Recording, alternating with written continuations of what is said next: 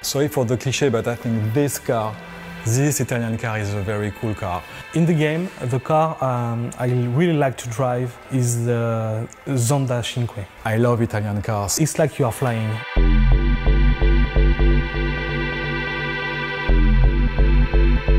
One of the decisions we had to take when we started Test Drive Unlimited 2, it was do we keep the old racing engine or do we develop a new one?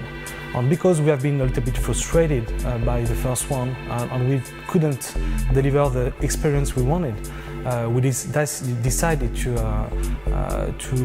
rework and to recraft from scratch. For this game, it was quite important how we balanced the handling out. So it's always been about this kind of balance between arcade and simulation handling. And we'd kind of reworked the whole handling to kind of achieve the aim of upgrading this for the new game.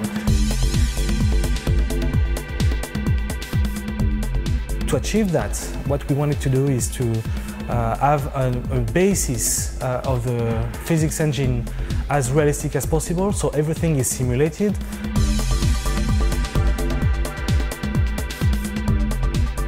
With this new handling, you can drive classical car, you can drive small power cars and very high-end cars like those ones. With this type of cars, it's the most difficult elements that the player will have to deal with is to judge how much power do I transfer to the car. And this is something we add assistances for the player to be more comfortable with. Of course, when it's raining in TDU2, the roads get wet and the handling taking account this parameter. It changes the way the grip and the tires are in contact with the road. We had to simulate that as close to the reality as possible.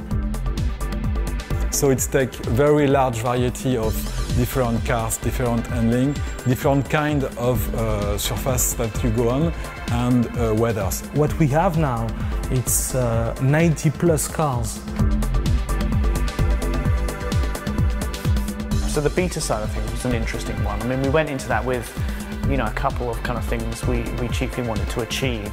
When you are developing handling, you are too close to it to judge it. Really, there's nothing like actual players with a multitude of different configurations, playing it in a multitude of different ways, all at the same time, going wherever they fancy rather than where we tell them, to really know how the game will perform. We have so many fans in this game that make a really, really good work, that answer our questions, make very precise feedbacks on bugs, handling, everything that counts in the game. The other big thing for us was just trying to push up how many people were playing the game at the same time.